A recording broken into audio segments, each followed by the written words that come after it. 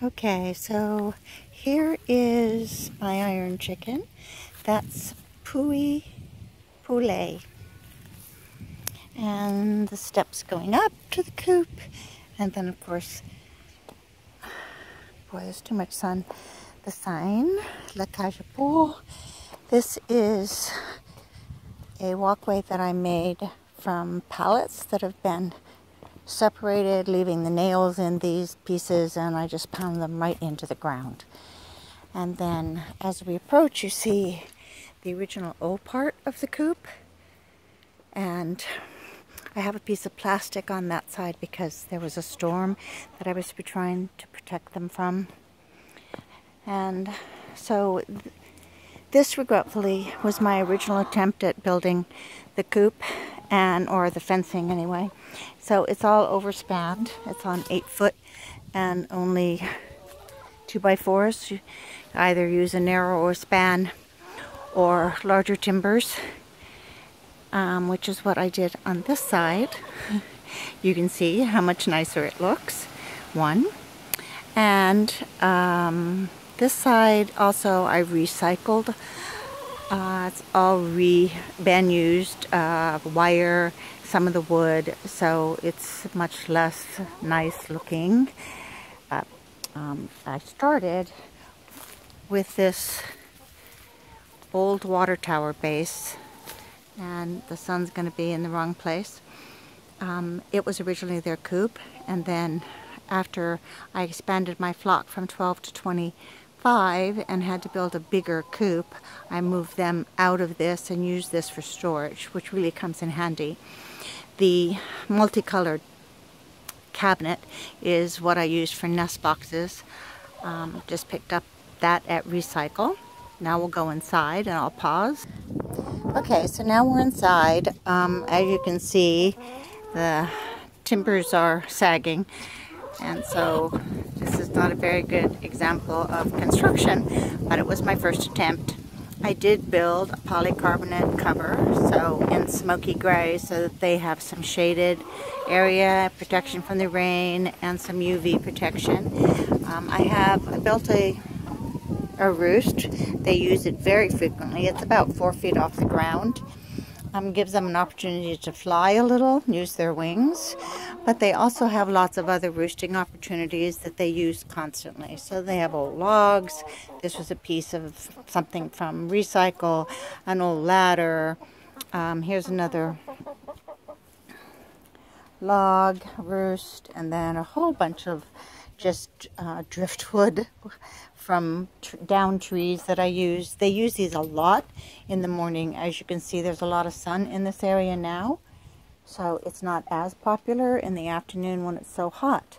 But you'll see deep holes here. Maybe you can't see them. That's their dust bathing. They use it to clean their feathers. As you can see, the surface of this yard is all very soft. Now, I do that and for a couple of reasons.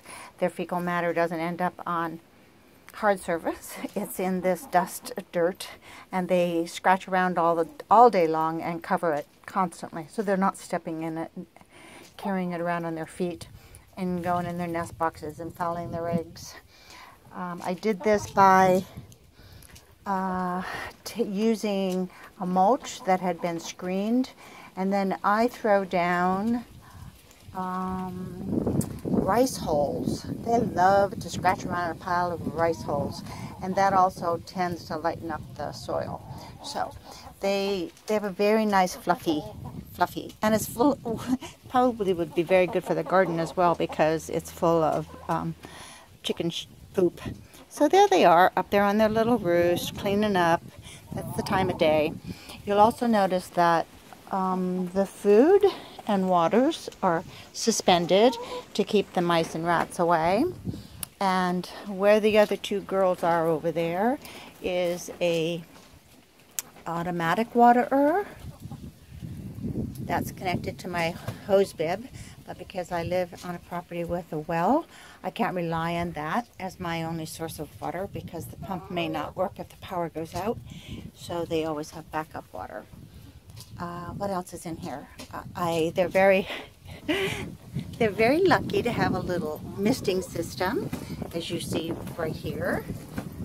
And during the very hot afternoons, I come and turn this on. And when the wind's not blowing too much, they may not stay in the area while it's on misting, but as soon as it's finished misting, they just love to come over here and dig holes and do the dust bathing. I always have a chair in every area of the coop so that I can come and sit with them and have my cocktail in the evening. I try to avoid hard surfaces, but I do have some, as in their ramps. Every morning I scrape off all their ramps so to make sure nobody gets stepping around in poop. This now is a patio that I built for them. So it is just a little area where they can come out of their coop onto a little area, roost. One of them roosts actually. Some of this is not painted yet because I'm trying to determine how to best protect them from the newfound sun from the 2 big oak trees that came down. Hanging food again, and more food and water. I have lots of opportunities for food and water because some of the girls are rather low on the pecking order and may not have the opportunity because somebody is being mean to them. And these little louvered doors open into what is their roosting area. So this is their real coop now. So half of it is over wire and an open pit below that allows their night droppings to drop below. But when I had to expand it slightly because there was some arguing about where everybody was going to sleep, I expanded over this area and I used just plain old packaged pine shavings that I buy and pick up the droppings or mix them all up together with the pine shavings so that they're not wet and they're stepping in them. And then this is basically the opening that allows them to go in the other half, which is like the new coop. And then they also can go in there from down here. And then this is a very protected area. When they're frightened of something or loud noises, they like to be protected with something with a low roof. So this is one area that they go to hide when they need to. And of course they have a wind. They can see out because this is all polycarb on this side as well. You can't see it because of the sun. But I have to have, that's the windward side, I have to have protection during the winter.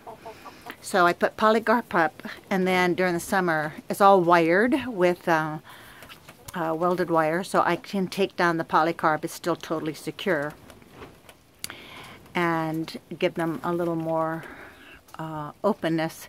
It's pretty breezy up here, so the top of it is open, so they get plenty of fresh air. Okay, I'm going to pause and go next door. Okay, so now we've come out of the old part and we're going to go into the new part.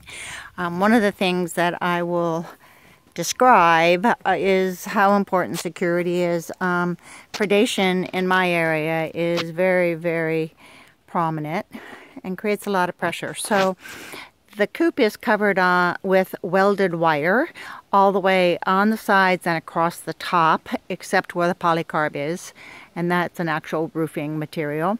And then the sides extend 1 foot into the ground, into a ditch that I dug, and I backfilled that with broken wine bottles. And then I attached an apron of welded wire. Actually, I think I used horse fencing to attach to the bottom of the upright wire out 3 feet to create an apron. So something would have to dig under 3 feet, get to a piece that was 1 foot deep, go down another foot through glass in order to get into this coop. So I have had, in the 4 years that I've had the girls, I've never had an attempt. Doesn't mean that they couldn't get in, but I've certainly not ever had anything attempt to get in. And in addition to that, every door gets padlocked every night to keep the raccoons out.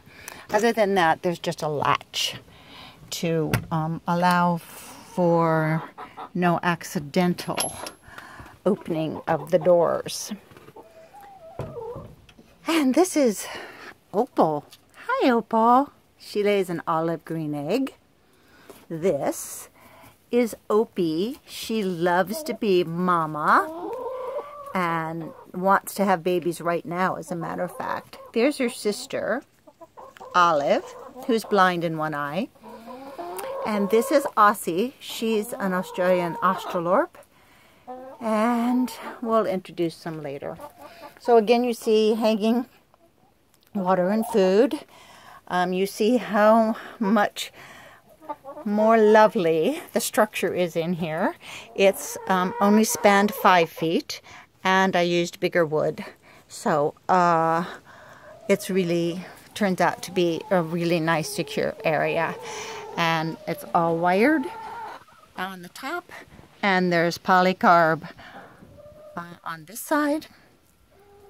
So over there is the door, the entrance. I've secured both the top and the bottom of the door. And then there's a cabinet that I use for a nest box. Some shutters for decoration. This is their nest box. I built this whole area separately. And I'll show you from the other side, from outside, what those nest boxes look like inside. So this is the girls' approach. They have a big long ramp, and then they go in through this little louvered area, and this is what I showed you, the coop, their roosting area. And to the right are their nest boxes. To the left is a door that I use for clean out, and above is all wire venting so that they have fresh air always coming in. I do have some louvered screens I can put on there when it's stormy and rainy, because that is the windward side. And then there's screening all along here too, so that gives them lots of fresh air, and hopefully they're not sitting in a draft, because they don't do drafts very well. And I put up this old metal piece of roofing as a little block to protect against the wind for them too. And of course they have lots of logs again to use for roosts. This is actually their rooster. He died, and I created his burial site with a little roost as well. Sorry, I didn't move too fast. There's an old sawhorse. Lots of funky things. That more water, big logs, things to climb up on. This is my seat. More louvered shutters. Like I said, it's the windward side, so these really help to break off the wind at this time of night when it's getting windy. Also, it's now a lot more sunny on this side because the trees are gone. So those open and close whenever I need them to give them a little more protection. And then I have this tent fly that I have attached to this one end, because this is, when it's stormy, this is where it comes from. So, hey Daffy. This is Daphne. She's my lap chicken. She loves to sit on my lap. Hi, say hi. Yeah. This is a black Australorp on the right. Sorry, that is a barn builder on the right. This is a cochin, a red cochin. Okay, we're going to pause and go out. Okay, so here we are on the back side, and as you can see, there's the shutters, and that's the door I just came out. And this is all the new coop. This is all the old part. So behind this polycarb is the old water tower building, and then that's all that terrible overspan fencing that I did. Down below is their little hiding spots that are covered, and then this side is the clean out for their night roosting area. I'm going to pause again. Okay, so here we go. So I've opened the back side. You can see now into the roost area. As I showed you before. And there's the patio down there. But what you see now is also their nest boxes. Now the one thing I would do differently is I wouldn't have their nest box adjacent to the wire in which they sleep on their roost, because they get up in the morning, there's poop on the wire, they step in it, they get in their nest box, and they make everything dirty. The eggs, So I keep one fake egg in every nest box so that every girl knows, no matter which one she chooses, it's going to be a safe place to lay her egg. So, yeah, who's that? Hi, Marcella. Marcella is a Splash Morans, and she lays a chocolate brown egg. No evidence of that here. Okay, and then you see, again, the wire that's up there. Okay. Okay, here we are again. They're all huddled around. What's it? What is it, Aussie? Does she have dirt on her? Okay. Everybody's good? Okay, I'll see you later. There they are. They're so cute, aren't they? So the front one lays an olive green egg. The white one lays a chocolate brown egg. And the one in the back is an Easter egger. She lays a green egg, green-blue egg. And they're all very talkative, of course, because I talk to them all the time. Pause.